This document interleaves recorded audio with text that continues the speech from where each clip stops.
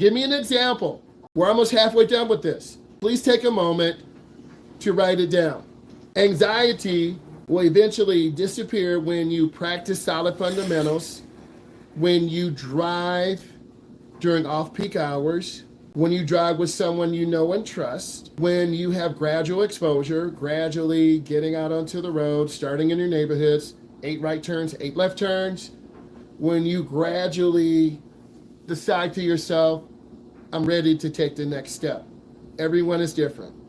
I can't tell you when that next step is. You know it in your heart. When you're tired of taking the bus, when you're tired of spending money on a ride share, and you keep asking your parent, I need money so I can go to school. Your parents are like, you're 23. You need to get your license. So we ask you to put in some comments. We're getting a lot of good information. That I need to be 100% focused on the road.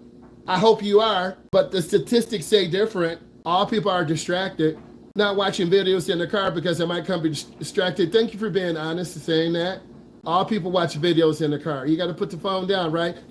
I like what you said. You got to think of the safety of others. You got to think of, I'm the driver. My responsibility is to keep everyone safe. If we're going to the all-state football game or our lacrosse team made it to the nationals and we're going down to Virginia and the principal gave the whole school off 2 days and he or she is driving down, it's this whole school event, we all need to be safe when we drive.